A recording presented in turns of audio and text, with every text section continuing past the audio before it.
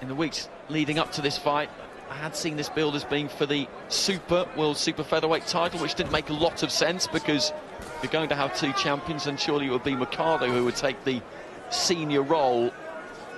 As I mentioned, things with the WBA can get complicated at times. Davis with the pink gloves in that southpaw stance. It did look like he might be in with Billy Dibb for an IBF interim.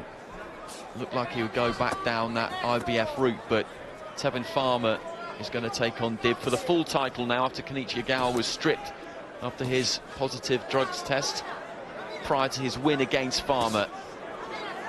Davis gets the opportunity in his first fight back after losing the title to fight for another one. Cuellar, as mentioned, hasn't fought at super featherweight, but he is a former WBA featherweight champion. He's been quite a long time out of the ring.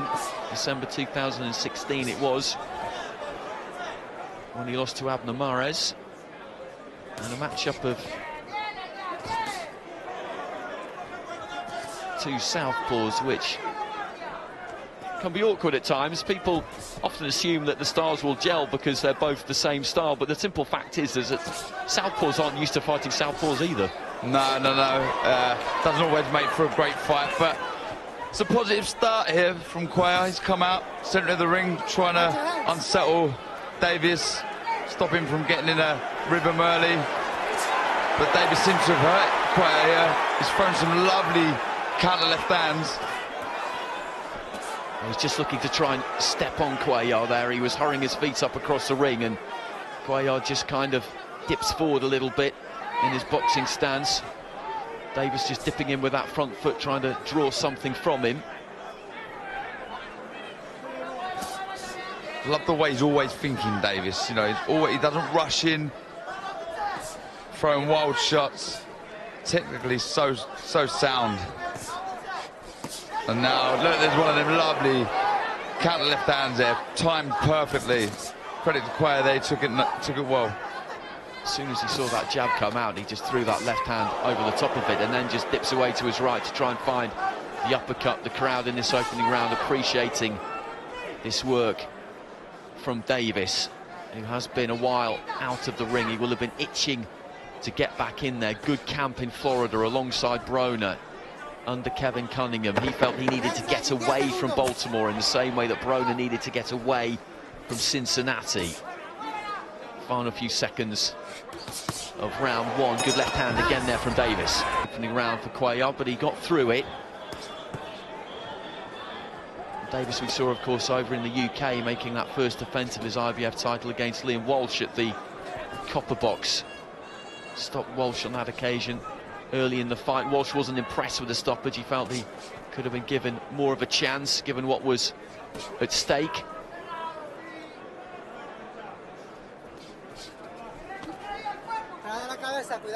Davis just indicated to the referee that Cuellar may have caught him around the back of the head.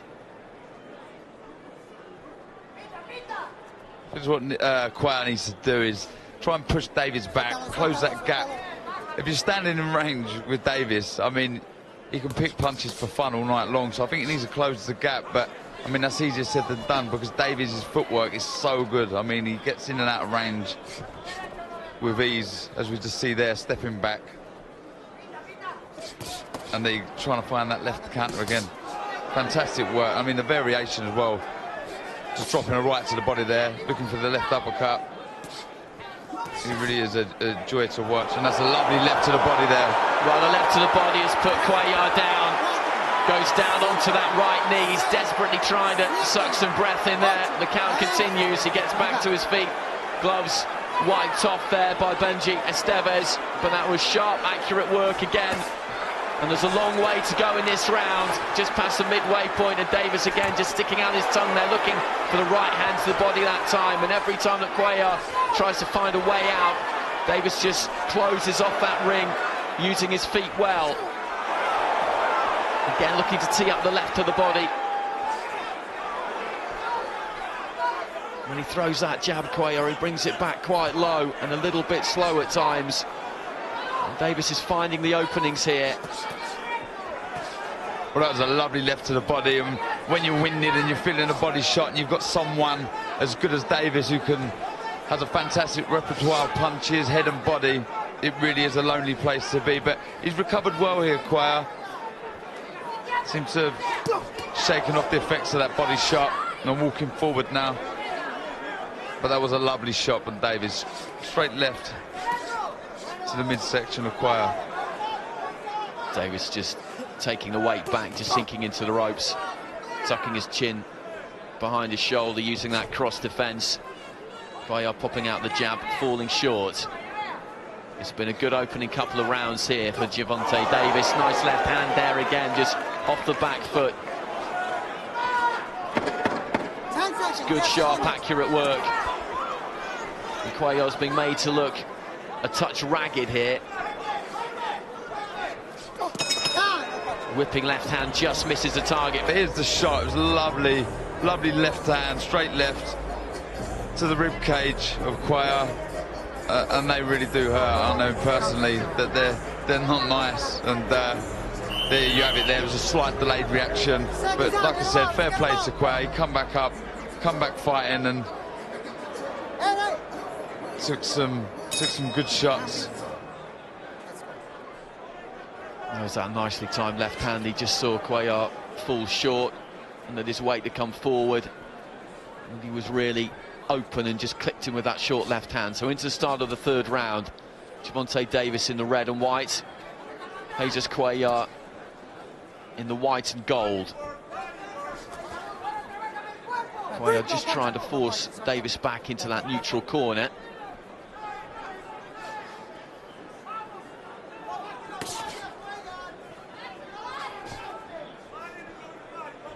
It's been interesting, some of the comments that Davis has made, some kind of oblique comments really that would appear to have been aimed at Floyd Mayweather. I'm not sure their relationship is that great at the moment. A clash of heads there, I think, and maybe he caught one on the bridge of the nose there, I think, Davis, because he immediately lifted his glove to that kind of area. But fight on he does. The referee didn't feel any need to get involved there, and Cuellar is just looking for a bit of a swing up here, which is going to make things very interesting. This suits Davis, this. When you're letting big shots go like Cuellar is, you leave yourself open, and one shot we've seen here is Davis throws a lovely left uppercut, and he's landed a couple already. But Cuellar will fully has a chance if he can land. I mean, he's got 21 knockouts in a 30-fight record, so, I mean, like I said before, he needs to close this gap, try and get close to Davis, but easier said than done. He does tend to lean forward a bit, as we pointed out earlier in the fight, so when he comes in, that head does come in quite low, and a head clash is never all that unlikely. I'm not saying that he should go looking for it, Cuellar, but he's got to try and make it hard for Davis somehow, hasn't he? Yeah, he's got to try and rough him up, get in there and upset this rhythm that Davis is getting in, because he's able to pick his shots. Lovely, and there's that left uppercut I'm talking about. Fantastic shot, and I think Cuellar felt that, took a step back, and this is great work by Davis. And looking for the body again there, Davis, and down goes Cuellar. There was a right in just behind the elbow, then a left down the middle, and it's exactly the same pose that he adopted earlier in the fight, and he's sucking the air in. Back up he gets on 8. Davis again just looks to close in, under 30 seconds left to go in the round, looking for that left again after popping out the jab a couple of times. He's trying to cover up here, Cuellar, but he goes upstairs, Davis, and down goes Cuellar.